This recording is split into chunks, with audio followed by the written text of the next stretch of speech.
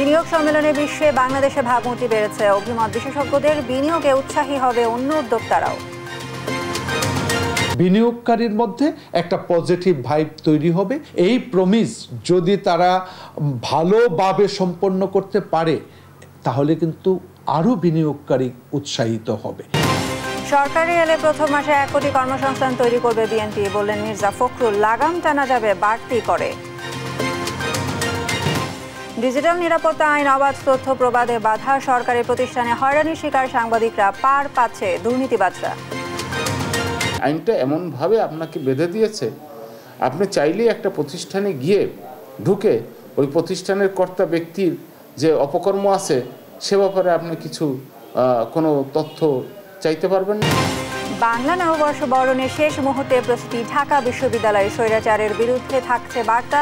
ঢল নামবে জাতি, ধর্ম, বর্ণ নির্বিশেষে সব মানুষের। খাল খননে ময়মনসিংহ সিটি কর্পোরেশনে কোটি টাকা অপচয়। সামান্য বৃষ্টিতে নগরীতে জলাবদ্ধতা, চরম ভোগান্তি পোহাতে হয় বাসিন্দাদের। এবং গাজায় থেমে নেই ইসরায়েলি আগ্রাসন। ত্রাণবাহী ট্রাক প্রবেশে বাধা। শেষ হয়ে আসছে মজুদ খাবার সংকটে মানুষ মৃত্যুর শঙ্কা। দেখছিলেন শিরোনাম সংবাদ সকালের সঙ্গে রয়েছি আমি সাইনা ইসলাম। এবার বিস্তারিত। বাংলাদেশে বিনিয়োগে আগ্রহীদের সঙ্গে যোগাযোগ রক্ষা করে তা নিশ্চিত করতে চায় বিডা, আর এজন্য সময় লাগতে পারে 1.5 থেকে 2 বছর। যুক্তরাষ্ট্র ঘোষিত নতুন শুল্ক পরিবেশের সঙ্গে মানিয়ে নেওয়ার পরিকল্পনাও করছে সরকার। বিনিয়োগ সম্মেলনের শেষ দিনে সংবাদ সম্মেলনে বিডার পক্ষ থেকে এসব কথা জানানো হয়। সাইফুল রিপনের প্রতিবেদন, জানাচ্ছেন নাইম আফসান। বাংলাদেশ বিনিয়োগ সম্মেলনের শেষ দিনের কর্মসূচি সহ সামগ্রিক বিষয় তুলে ধরতে রাজধানীর হোটেল ইন্টারকন্টিনেন্টালে সংবাদ সম্মেলন করে বিগত দিনগুলোর তুলনায় ব্যতিক্রমী আয়োজনে অনুষ্ঠিত সম্মেলনকে সফল বলে দাবি করে বিনিয়োগ উন্নয়ন কর্তৃপক্ষ। দেশের রাজনৈতিক পরিবেশের স্থিতিশীলতার তাগিদ থেকে রাজনৈতিক দলগুলোর সঙ্গে বিনিয়োগকারীদের সাক্ষাতের পাশাপাশি সরকারের প্রত্যেক বিভাগের সঙ্গে আলোচনার ব্যবস্থা এবারে সম্মেলনে ছিল বলে জানান আয়োজকরা। এই সামিটে কিছু সেমিনার বা আলোচনা সভা রাখা হয়েছে, তার চেয়ে বেশি জোর দেওয়া হয়েছে ওই সুযোগটা তৈরি করার জন্য, যাতে বিনিয়োগকারীরা এসে তারা যাদের সাথে কথা বলতে চান তাদের সাথে কথা যেন বলতে পারেন। তবে সেমিনার বা সেশন যেগুলো হচ্ছে, সেশনের পরেও একটা B2B অপশন রাখা হয়েছে। তারপর আমি বললাম এখানে দোতলায় 10টা রুম ছিল, সেখানে কনসার্ন এজেন্সিরা ছিল। দেশের আমলাতান্ত্রিক পরিস্থিতির উন্নয়ন হয়েছে সেই বিষয়ে বিনিয়োগকারীরা এবার আশ্বস্ত হয়ে ফিরেছেন বলে দাবি করেন বিডার হেড অফ বিজনেস ডেভেলপমেন্ট। যদি আসলে আমাদের টপ লেভেলে দেখেন, আমাদের কিন্তু আসলে হাতে গোনা মাত্র কয়েকজন, 25 থেকে 26 জন অ্যাডভাইজার আছে। তার মানে কি আসলে আপনার ডিসিশনগুলো এখন মোর সেন্ট্রালাইজড হচ্ছে, আরো সহজ হচ্ছে।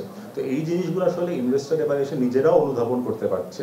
আমরা নিজেরা যে মিটিংগুলোতে বসেছি, অনেক মিটিংয়ে তারা নিজেরা বলেছে যে এবার এসে তাদের মনে হচ্ছে যে আমরা যে প্রতিশ্রুতিগুলো দিয়েছি সেটাতে শুধু প্রতিশ্রুতি না, কিছু কিছু কাজ অলরেডি শুরু হয়ে গেছে। বিনিয়োগ নিশ্চিত করা স্বল্প সময়ের কোনো বিষয় নয় বলে দাবি করে তিনি বলেন, বিনিয়োগ নিশ্চিতে পরিকল্পনা নিয়ে এগোচ্ছে বিডা। একটি প্রাইমারি অবজেক্টিভ বলে থাকেন, এটা সেটা পাইপলাইন তৈরি করা, যেটাকে আমরা ট্র্যাক করতে পারি, এবং এটা নিয়ে আসলে আমাদের একটা সুনির্দিষ্ট রোডম্যাপ আছে। 18 থেকে 24 মাসের একটা রোডম্যাপ আমরা বানিয়ে ফেলবো এদেরকে নিয়ে, যাতে করে এর পরের বার যখন যদি এরা আবার আসে এই ইন্টারেস্টের স্টেপ নিয়ে কথা হবে না, কারণ হচ্ছে পরের যে কোনো একটি ধাপ নিয়ে যে ওদের এখন এন্ট্রি করতে বা আসলে অ্যাকচুয়াল ইনভেস্টমেন্ট করতে আর কি কি সহযোগিতা লাগবে। মার্কিন শুল্ক আরোপের ফলে সৃষ্ট নতুন পরিবেশের সঙ্গে মানিয়ে নিতেও কাজ চলছে জানান বিডার head of business development. Tariff environment বলেন বা এই নতুন ট্রেড এনভায়রনমেন্টে অনেক চেঞ্জ হয়, তো আসলে শুধু আমরা না, প্রতিটি। নাইম আফসান, দেশ টিভি, ঢাকা। বিনিয়োগের মাধ্যমে দেশকে এগিয়ে নেওয়ার নীতিতে বিএনপি বিশ্বাসী বলে জানিয়েছেন দলটির স্থায়ী কমিটির সদস্য আমির খসরু মাহমুদ চৌধুরী। বৃহস্পতিবার রাজধানীর একটি হোটেলে বাংলাদেশ বিনিয়োগ সম্মেলনে অংশগ্রহণ শেষে সংবাদ সম্মেলনে তিনি এসব কথা বলেন। একই অনুষ্ঠান নিয়ে জাতীয় নাগরিক পার্টির মুখ্য সমন্বয়কারী নাসির উদ্দিন পাটোয়ারি বলেন, বাংলাদেশ আগামীতে ইনভেস্টমেন্ট হেভেনে পরিণত হবে। বৃহস্পতিবার বাংলাদেশ বিনিয়োগ উন্নয়ন কর্তৃপক্ষের আয়োজিত বিজনেস সামিট 2025 শেষ হয়। মোহাম্মদ আলাউদ্দিনের রিপোর্ট।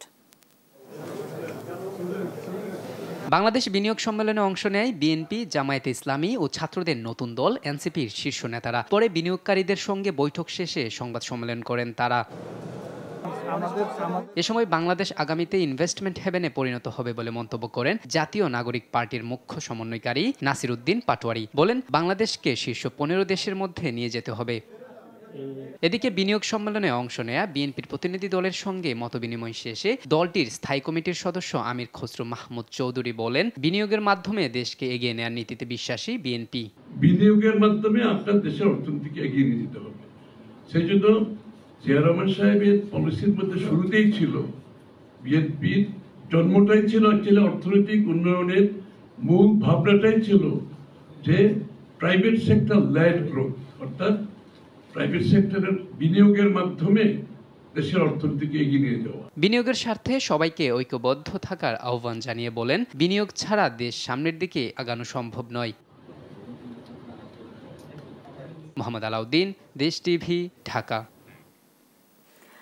বাংলাদেশ বিনিয়োগ সম্মেলনের মাধ্যমে বিশ্বমণ্ডলে বাংলাদেশের ভাবমূর্তি বেড়েছে। এতে বিশ্ব অর্থনীতিতে দর কষাকষিতে বাংলাদেশ সুযোগ পাবে বলে মনে করছে বিশেষজ্ঞরা। অর্থনীতিবিদদের অভিমত, তাৎক্ষণিক বিনিয়োগের পরিমাণ খুব বেশি না হলেও অন্যদের বিনিয়োগে উৎসাহিত করবে এ সম্মেলন। এর একটি দীর্ঘমেয়াদী প্রভাবও থাকবে। হাসান আল মাহমুদের রিপোর্ট। 4 দিনব্যাপী বাংলাদেশ বিনিয়োগ সম্মেলনে কমপক্ষে 450 বিনিয়োগকারী অংশ নেন। প্রাথমিক পর্যায়ে কয়েকটি বড় কোম্পানি $500 মিলিয়ন বিনিয়োগ করার প্রতিশ্রুতি দিয়েছে বলে জানায় Bangladesh investment development authority BIDA. তবে তাৎক্ষণিক বিনিয়োগের চেয়ে স্থায়ী বিনিয়োগ সুবিধাকেই বেশি গুরুত্ব দিচ্ছে সংস্থাটি। এ লক্ষ্যে একই দপ্তর থেকে বিনিয়োগকারীদের আইনি সহায়তা সহ সব ধরনের সহযোগিতা নিশ্চিতের প্রতিশ্রুতি দিয়েছে বিডা। প্রাথমিক পর্যায়ে খুব বেশি প্রতিশ্রুতি না পেলেও বাংলাদেশে স্থায়ী বিনিয়োগে বড় সুযোগ তৈরি করবে বলে মনে করছেন অর্থনীতিবিদরা। এতে বাংলাদেশে মুখ থুবড়ে পড়া বৈদেশিক বিনিয়োগ সচল হবে। বিদেশি বিনিয়োগ ছাড়া আমাদের যে প্রবৃদ্ধি ধারা, সেই প্রবৃদ্ধির ধারা বজায় রাখা সম্ভব না এবং এমপ্লয়মেন্ট জেনারেশনেও সম্ভব না। কিছু বিনিয়োগকারীর মধ্যে একটা পজিটিভ ভাইব তৈরি হবে, সেখান থেকে হয়তো কিছু বিনিয়োগ সরাসরি যেমন কিছু প্রমিস করেছে, এই প্রমিস যদি তারা ভালোভাবে সম্পন্ন করতে পারে তাহলে কিন্তু আরও বিনিয়োগকারী উৎসাহিত হবে। বিশ্বের কমপক্ষে 50টি দেশের বিনিয়োগকারীরা এসেছেন সম্মেলনে। বিনিয়োগকারীদের এমন আগ্রহ বিশ্বের অন্য বড় বিনিয়োগকারীদের আরও বেশি উৎসাহিত করবে বলে মনে করছেন এই আন্তর্জাতিক সম্পর্ক বিশেষজ্ঞ। বাংলাদেশে কি কি ইনভেস্টমেন্ট ফ্যাসিলিটিস আছে, যেমন স্পেশাল ইকোনমিক জোনস আছে, ইপিজেডস আছে, সেখানে আমরা কি কি ফ্যাসিলিটিস প্রোভাইড করতে পারি বা অন্যান্য যারা অলরেডি ইনভেস্ট করেছে তারা কিভাবে লাভবান হচ্ছে সেটা আমরা ওয়ার্ল্ডের বড় বড় দেশগুলোকে দেখাচ্ছি। এতগুলো দেশের এতগুলো ইনভেস্টর এসছে, সেটা যারা আসে নাই এখন তাদের কাছে একটা সিগন্যাল দেবে। তবে বাণিজ্য কূটনীতিকে কাজে লাগাতে হলে স্থায়ী পরিকল্পনা দরকার বলে মনে করছেন তারা।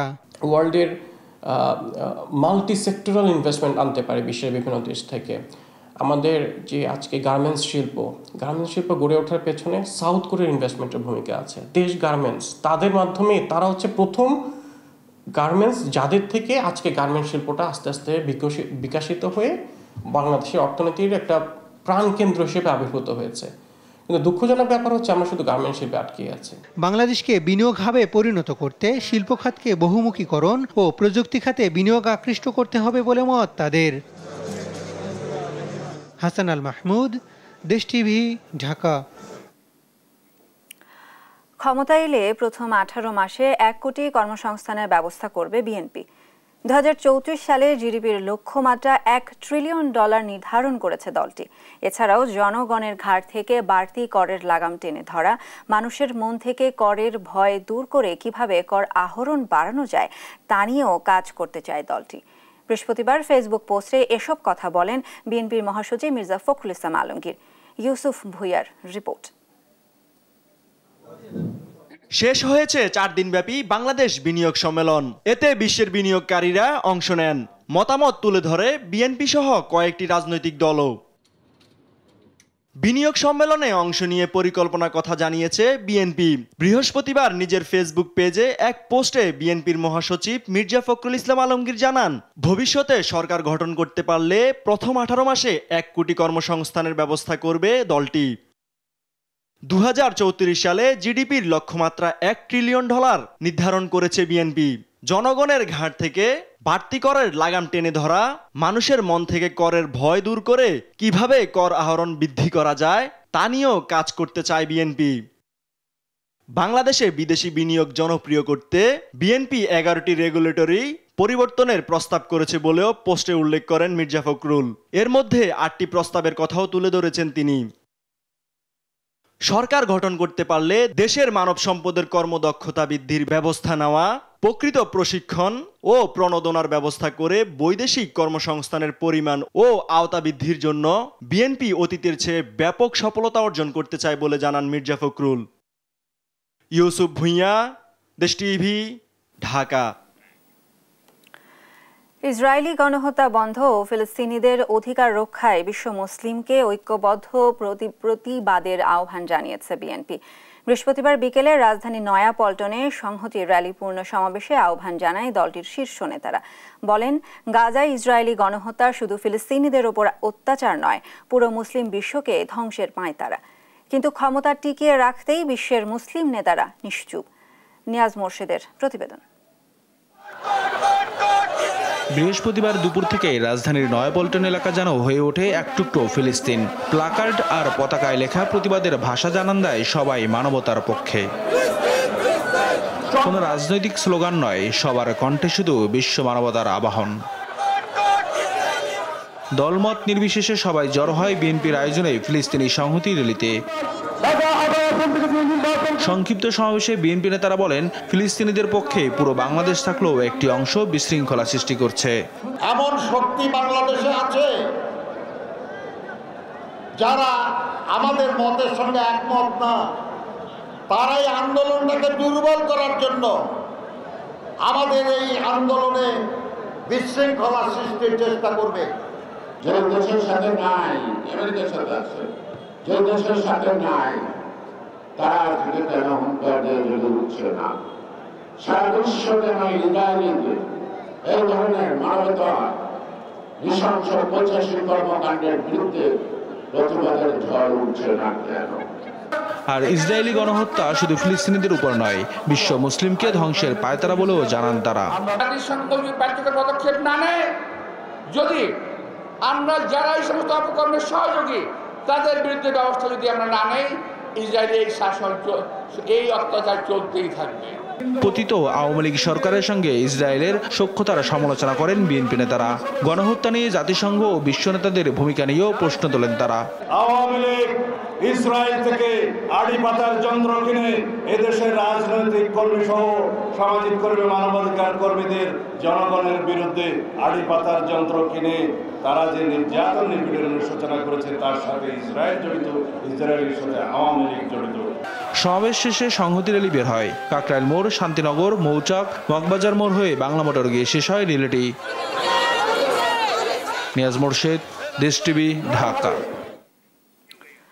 পূর্বাঞ্চলের রাজুকের প্লট দুর্নীতি মামলায় সাবেক প্রধানমন্ত্রী শেখ হাসিনা ও তার মেয়ে সাইমা ওয়াজেদ পুতুল সহ 18 জনের বিরুদ্ধে গ্রেফতারি পরোয়ানা জারি করেছে আদালত।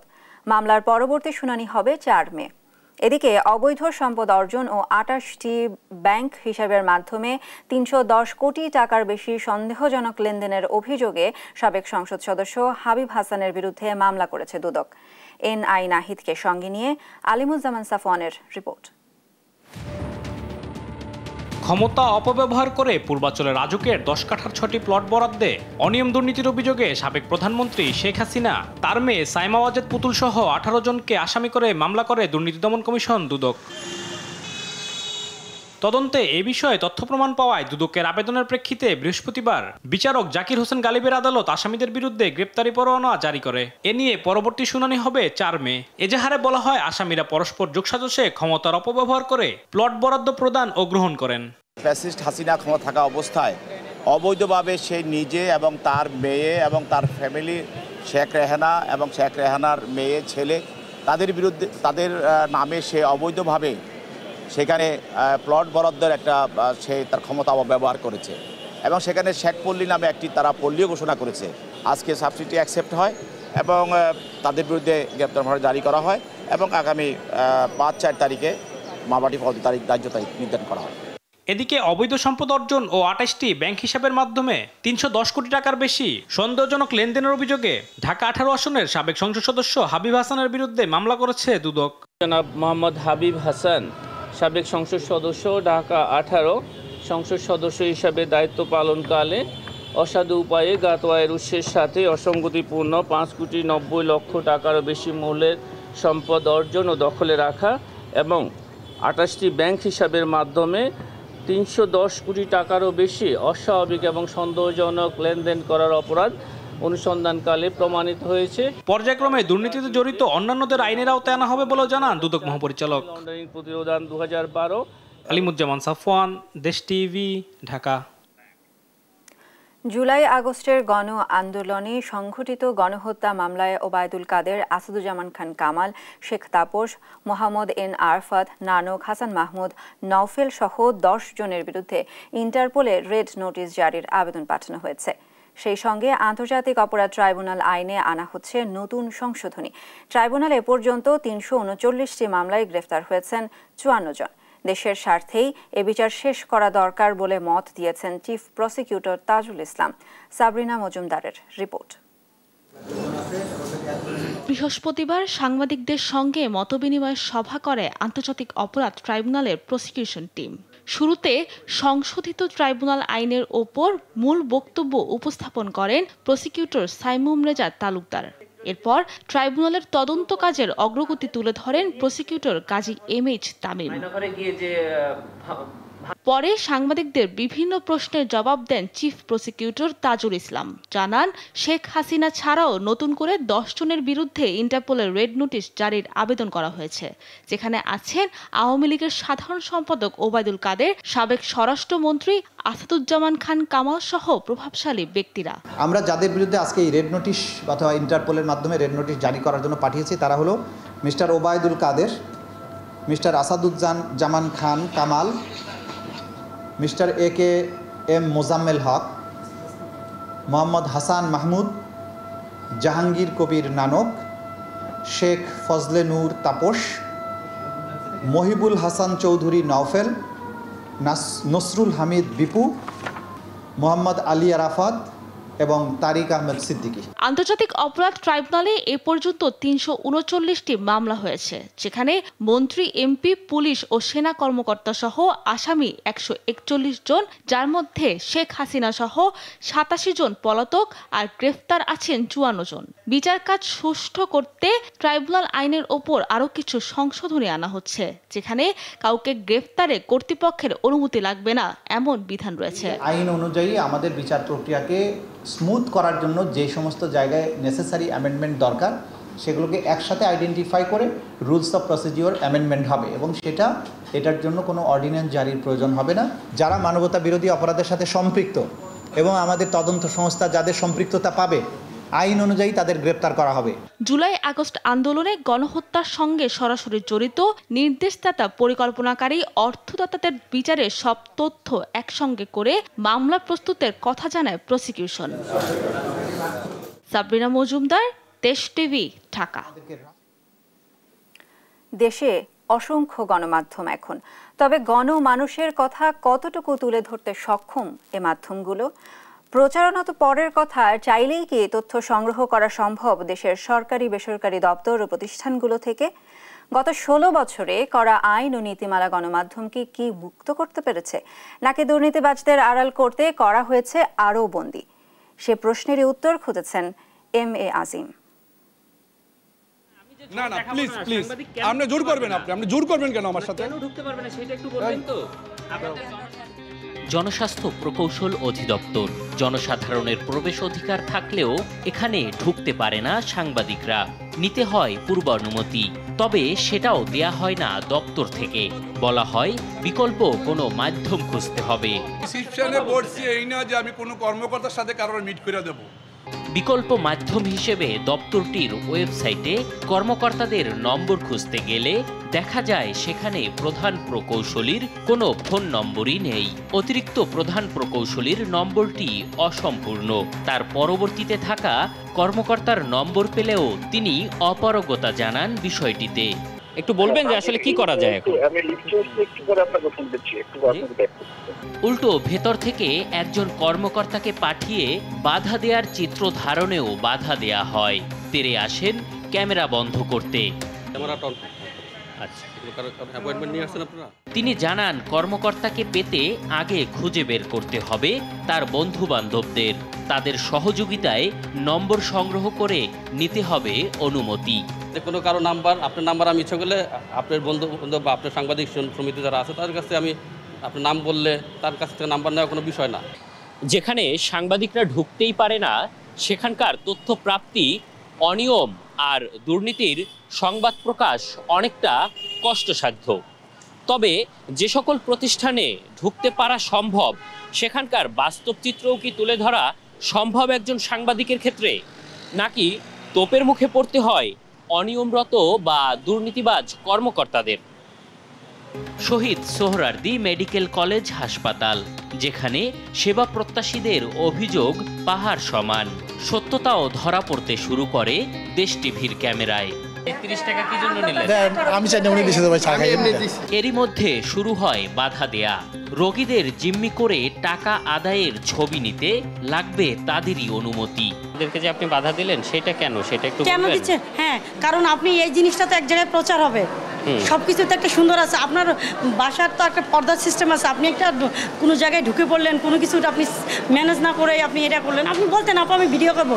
অনুমতি, এই একটি শব্দ সাংবাদিকদের তথ্য প্রাপ্তি, ভিডিও ধারণ বা বক্তব্য গ্রহণকে এখন সবথেকে বেশি বাধাগ্রস্ত করছে। বাস্তব চিত্র তুলে ধরার সুযোগও কমেছে অনেক প্রতিষ্ঠানে। আনসার সদস্য বা কর্মকর্তারা সঙ্গে থেকে তাদের পছন্দ অনুযায়ী ছবি তুলতে বাধ্য করা হয় অনেক ক্ষেত্রে।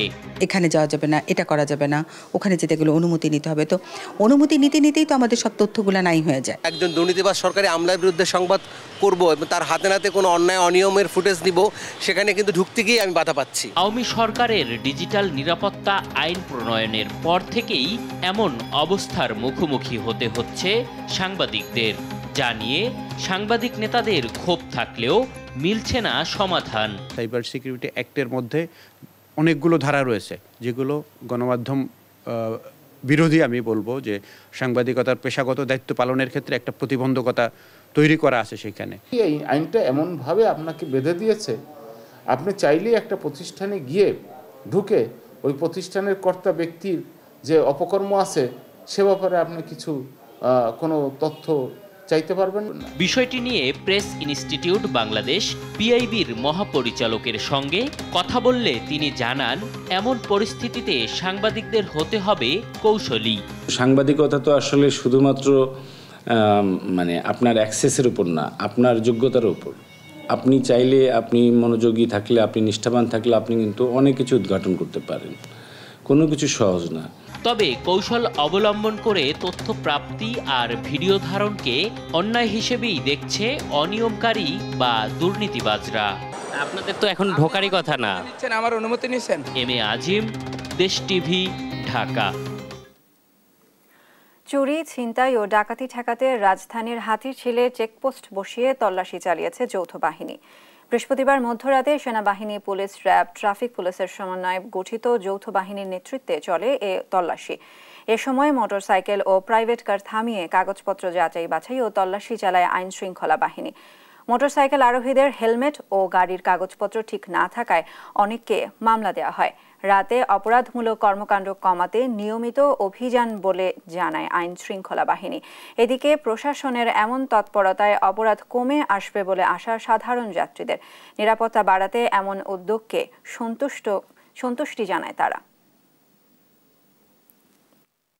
এভাবে যদি প্রত্যেকটা জায়গায় ফাইন্ড আউট হয়, আমার মনে হয় যে অনেক ভালো কিছু হবে। না, আইন শৃঙ্খলা বাহিনীর প্রতি আমরা সন্তুষ্ট। আসলে এরকম চেক করা উচিত আমি মনে করি।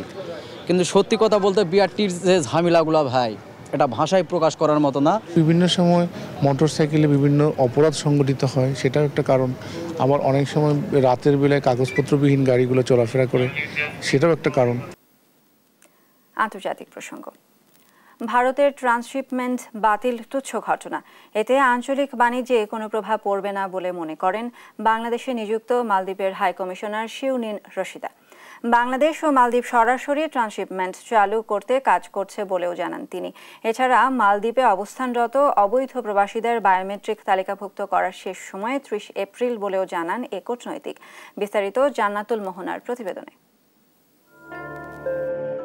প্রায় 1 লাখ বাংলাদেশি কর্মী মালদ্বীপে রয়েছেন, যাদের অধিকাংশই অবৈধ।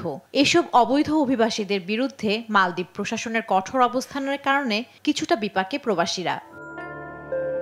বৃহস্পতিবার সকালে রাজধানীর বাংলাদেশ ইনস্টিটিউট অব স্ট্র্যাটেজিক স্টাডিজে বাংলাদেশ মালদ্বীপ দ্বিপাক্ষিক সম্পর্ক জোরদারে আয়োজিত আলোচনা সভায় মালদ্বীপের হাই কমিশনার শিওনিন রাশিদা জানান, অবৈধ প্রবাসীদের বায়োমেট্রিক তালিকাভুক্ত করার শেষ সময় 30 এপ্রিল।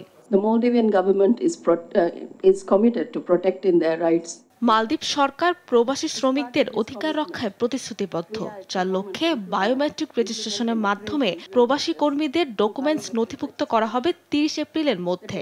আমরা বিশ্বাস করি যা বর্তমান চ্যালেঞ্জ মোকাবেলায় এবং শ্রমিকদের প্রতি ন্যায্য আচরণ নিশ্চিতে কাজ করবে। And ensure the fair treatment of workers. Bangladesh থেকে সরাসরি ট্রান্সশিপমেন্ট নিয়ে কাজ করার কথা জানিয়ে তিনি বলেন, এক্ষেত্রে ব্যবসায়ীদের আগ্রহকে প্রাধান্য দেওয়া হবে। We don't have direct shipping linkages. আমাদের সরাসরি শিপিং লিংকেজ নেই, যা নিয়ে আমরা কাজ করতে পারি। এক্ষেত্রে ব্যবসায়ীরাও সম্ভাবনা দেখছে। The businessmen, they are saying that they see a great potential in this. অন্যদিকে অনুষ্ঠান শেষে ভারতের ট্রান্সশিপমেন্ট বাতিল ইস্যু নিয়ে সাংবাদিকদের প্রশ্নের জবাবে তিনি বলেন, এটি তুচ্ছ ঘটনা, এতে আঞ্চলিক কোনো প্রভাব পড়বে না। I don't think so. I mean, like আঞ্চলিক প্রভাব পড়বে বলে মনে করি না। মালদ্বীপের সাথে ভারতের ভালো সম্পর্ক, বাংলাদেশের সাথেও এই তুচ্ছ বিষয়ে কোনো প্রভাব পড়বে না। জান্নাতুল মোহনা, দেশ টিভি, ঢাকা। বাংলা নববর্ষ 1432কে বরণ করে নিতে ঢাকা বিশ্ববিদ্যালয়ের চারুকলা অনুষদ প্রাঙ্গণে পুরোদমে চলছে শেষ মুহূর্তের প্রস্তুতি। এবার 24 জুলাই অভ্যুত্থানকে ধারণ করে স্বৈরাচারের বিরুদ্ধে বার্তা দেওয়া হবে বলে জানিয়েছে আয়োজন সংশ্লিষ্টরা। শৈশব বর্ণনার ক্যামেরায় আরও জানাচ্ছেন এনআই নাহিদ। নববর্ষের ঐকতান ফেস্টিভালের অবসান প্রতিপাদ্যে বর্ণাঢ্য শোভাযাত্রার মাধ্যমে পহেলা বৈশাখকে বরণ করে নিতে এবারও ঢাকা বিশ্ববিদ্যালয়ের চারুকলা অনুষদ প্রাঙ্গণে চলছে শেষ মুহূর্তের প্রস্তুতি। নববর্ষের শোভাযাত্রার রাজা, রানী, পেঁচাসহ পশু পাখির মুখোশ তৈরিতে ব্যস্ত সময় পার করছেন শিক্ষার্থীরা। এবার স্বৈরাচারের প্রতিকৃতি, ইলিশ মাছ, কাঠের বাঘ, শান্তির পায়রা আর পালকির মতো বিষয়কে মোটিভ হিসেবে ব্যবহার করা হচ্ছে। উৎসব মুখর এই আয়োজনের প্রস্তুতি দেখতে এসে উচ্ছ্বসিত শিক্ষার্থীরা। পহেলা বৈশাখের দিন দেখবো সামনে থেকে, তো সব মিলিয়ে অনেক বেশি ভালো লাগছে, অনেক বেশি এক্সাইটেড। তো আমরা অনেক বেশি এক্সাইটেড যে আমরা ফ্রেন্ডরা মিলে সবাই একসাথে নববর্ষ উদযাপন করব। সকালে শাড়ি পরে মঙ্গল শোভাযাত্রায় আসবো, একসাথে পান্তা ইলিশ খাবো, ক্যাম্পাসে অনেক আড্ডা দিব।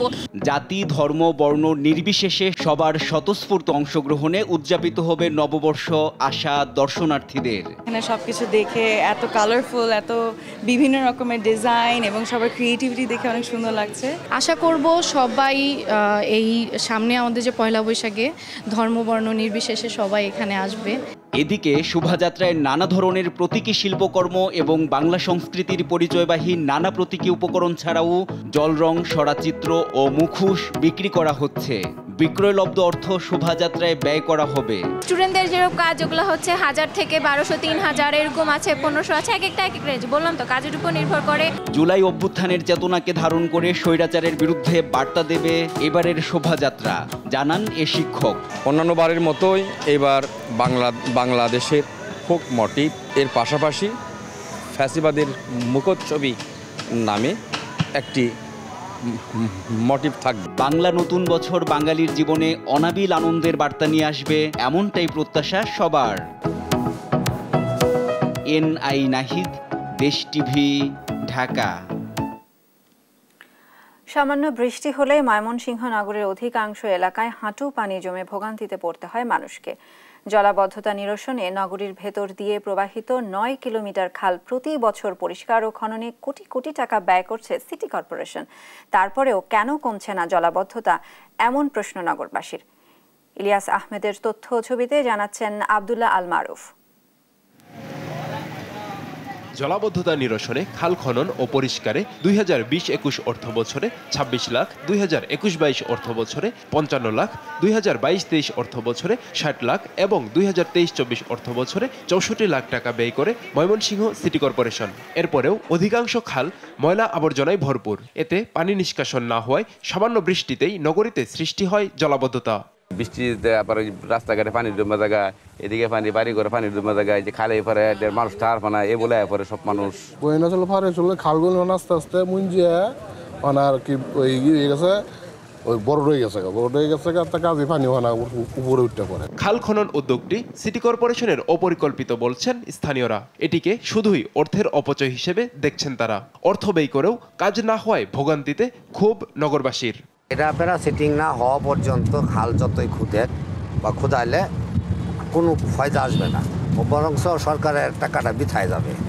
এটি যদি পরিকল্পিতভাবে খাল খনন করে যেই অর্থ বরাদ্দ হয় কিংবা ব্যয় হয় তার চাইতে অনেক কম টাকা দিয়ে এটি আসলে যথাযোগ্যভাবে পরিকল্পনাভাবে যদি করে তাহলে খাল খনন করা সম্ভব। মানুষের ভোগান্তি লাঘবে পরিকল্পিতভাবে খাল খননের কথা জানিয়ে সিটি প্রশাসক বলছেন অনিয়ম রোধে কঠোর নজরদারি বাড়ানো হয়েছে। এডিবি থেকে একটা প্রকল্প নেওয়া হবে এই 6টা খালকে নিয়েই, এবং ওটা পুরো 6টা খালের কমপ্লিট যে সলিউশনটা সেটা আশা করা যায় সামনের বছরে হবে। মনিটরিংয়ের জন্য আমি কিছু স্পেসিফিক অফিসারকে দায়িত্ব দিয়েছি যারা আমাকে ইনফরমেশন দেয় টাইম টু টাইম। বর্ষায় জলাবদ্ধতা থেকে রক্ষায় নগরীর বিভিন্ন খাল ও ড্রেন পরিষ্কার অভিযান চলছে গেল ডিসেম্বর থেকে। এতে ময়লা পানির প্রবাহ সচল হলেও মাটি ভরাট এবং জমাট বাঁধা ময়লায় পথে পথে বাধাগ্রস্ত হচ্ছে। এতে বর্ষা মৌসুমে ভয়াবহ জলাবদ্ধতার আশঙ্কা নগরবাসীর। নিউজ ডেস্ক, দেশ টিভি। দেখছেন সংবাদ সকাল।